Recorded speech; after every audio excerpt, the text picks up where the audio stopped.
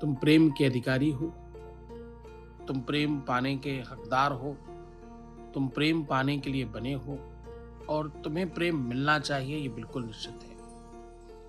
पर समझना ये एक रीति है और ये एक नीति है बच्चों, क्योंकि प्रेम की रीति में स्वार्थ नहीं होता। प्रेम में तो सर्वस्व निछावर करने वाले लोग हैं। तुम्हारा रिश्ता बिगड़ गया है, तुम्हारा संबंध खराब हो गया है, तुम्हारा घर बिगड़ रहा है, तुम्हारा परिवार बिगड़ रहा है, तुम जिससे ब्याह करना चाहते हो उससे नहीं हो पा रहा है, तो आज का दिन तुम्हारा है ये।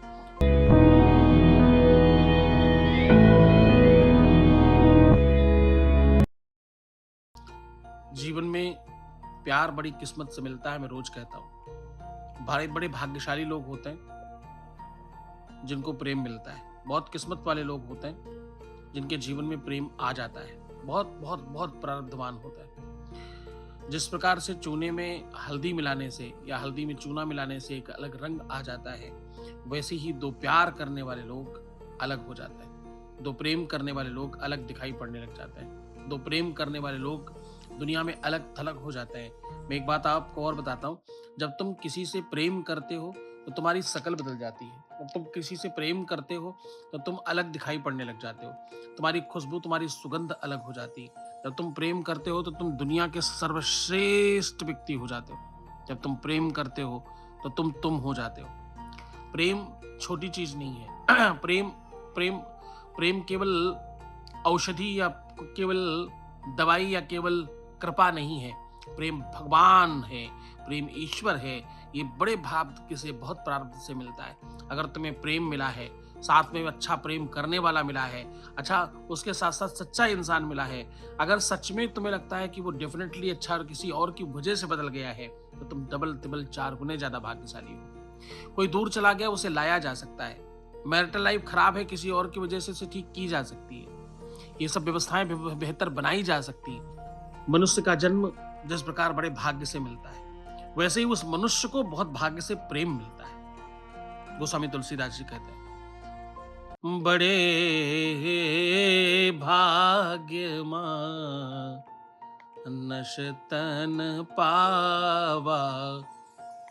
हाँ, बहुत भाग्य से बोले, बड़े भाग्य मां नशतन पावा।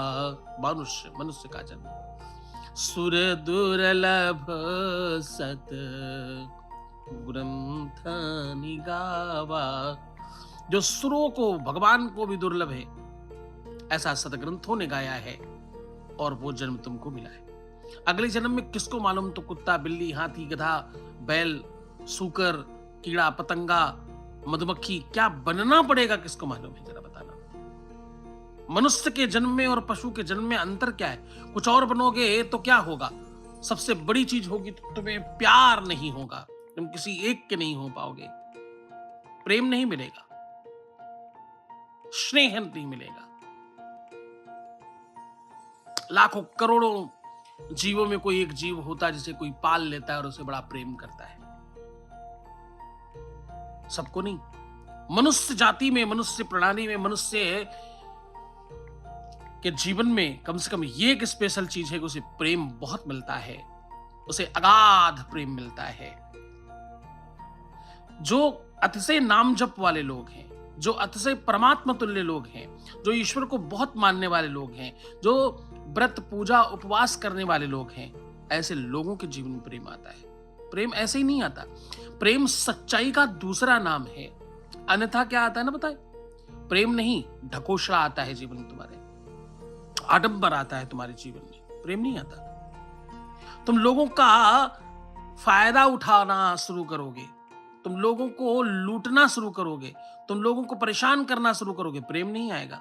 आप सबके जीवन में प्रेम आया है, ये अपने आप में बड़ा सौभाग्य है। ये सबके जीवन में नहीं, सबके भाग्य में, सबके प्रारब्ध में लिखा नहीं होता। ये सबसे महत्वपूर्ण बात कि प्रेमेश्वर भगवान की श्रद्धा से पूजा करनी पड़ेगी। इस जगत में, इस जहान में अगर प्रेम चाहिए, इस जहान में अगर किसी को प्रेम चाहिए, प्रेम की भक्ति चाहिए, प्रेम वापस चाहिए, प्रेम विवाह चाहिए, वैवाहिक जीवन में प्रेम चाहिए, परिवार में प्रेम चाहिए, तो प्रेमेश्वर भगवान की भक्ति करनी पड़ेगी, भगवान प्रेमेश्वर की आराधना करनी पड़ेगी। भगवान प्रेमेश्वर महादेव की कृपा से ही आपके जीवन में प्रेम आ सकता है, अन्यथा प्रेम नहीं मिलेगा। मैं बार बार जो कह रहा हूं कि प्रेम प्रारब्ध है, प्रेम किस्मत से मिलता है, प्रेम बहुत मुश्किलों से मिलता है। प्रेम छूट गया हो तो क्या करें, प्रेम दूर चला गया हो तो क्या करें, जीवन में कोई प्रेम नहीं कर रहा हो तो क्या करें। खूब तुमने सबके लिए अच्छा किया, तुमने सबके लिए बेहतर किया, तुम सबकी मदद करते हो, तुम सबका ख्याल रखते हो, फिर भी तुम्हें कोई प्रेम नहीं करता। इसका कारण मालूम क्या है? इसका बड़ा और प्रबल कारण यह है, जो लोग रविवार, मंगलवार, शनिवार को जन्म लेते हैं, ऐसे लोगों के जीवन में प्रेम करने वाले थोड़े कम होते हैं। जिन लोगों का जन्म सूर्यास्त के बाद होता है और सूर्योदय से पहले होता है, ऐसे लोगों के जीवन में प्रेम थोड़ा विलंब से आता है, देरी से आता है। ऐसे लोगों को लोग समझ नहीं पाते। अगर आप स्वप्न में किसी के साथ संसर्ग करते हुए देखते हैं, अगर स्वप्न में आपको बार बार बुरी चीजें दिखाई पड़ती हैं, अगर आप स्वप्न में डर जाते हैं, स्वप्न में आप हमेशा गिरते हुए अपने आप को देखते हैं, स्वप्न में अपने आप को नहाते हुए देखते हैं, स्वप्न में आप बुरे कर्म करते हुए देखते हैं, स्वप्न में आप खून खच्चर देख रहे हैं, इसका सीधा मतलब है तुम्हारे रिश्ते खराब होने वाले, तुम्हारे संबंध खराब होने वाले। अब तुम्हारा संबंध कोई ठीक कर नहीं पाएगा और सब तरफ से तुम बिगड़ने वाले हो। इसका ये मतलब है, इसका ये कारण है। और एक बात बताऊं आपको, बहुत क्रोध आने लग जाए, बड़ी गुस्सा आने लग जाए, खूब इरिटेशन आने लग जाए, खूब एंजाइटी आने लग जाए, लोगों की बुराइयां दिखाई पड़ने लग जाए, लोग आपसे दूर होने लग जाए, लोग आपसे बातचीत करना पसंद नहीं कर रहे हो, लोग आपको अंडरस्टैंड नहीं कर पा रहे हो, इसका मतलब क्या है? ये सीधा ये बताता है कि अब तुम्हारे जीवन में संकट आएगा, अब तुम्हारी अवोन्नति होगी, यानी तुम नीचे जाओगे ऊपर की ओर जाने के बजाय, और तुम्हारे अपने रिश्ते सब खराब हो जाएंगे। स्वार्थी तो कोई भी हो सकता है, स्वार्थ में तो कोई भी, इस दुनिया की रीति और नीति है, लोग स्वार्थ में प्रेम करते हैं। पर तुम सच्चे प्रेमी हो, किसी के दूर जाने पर तुम परेशान हो, तुम दुखी हो, तुम उसके लिए रो रहे हो, तकलीफ में हो, अपनी दिनचर्या खराब कर रहे हो, अपना खान पान बिगाड़ रहे हो, और तुम सहज नहीं रह पा रहे हो, ये बताता है कि तुम सच्चे और अच्छे हो। लाइक करते चलो, लाइक करने से तुम्हारा बहुत लाभ होगा, वो भी बताऊंगा, तो लाइक करो। तो पहले तो तुम खुश रहो, मुस्कुराओ पहले नंबर पे, और सुंदर बनो। जब तुम अपनी सुंदरता पे, अपनी ब्यूटी पर ध्यान रखते हो, तो तुम भगवान तुल्य हो जाते हो। देखो, भगवान के मंदिरों में भी मूर्तियों को सजाया जाता है, महंगे महंगे पुष्प सजाए जाते हैं, बढ़िया रंग बिरंगे कपड़े लाए जाते हैं उनके लिए।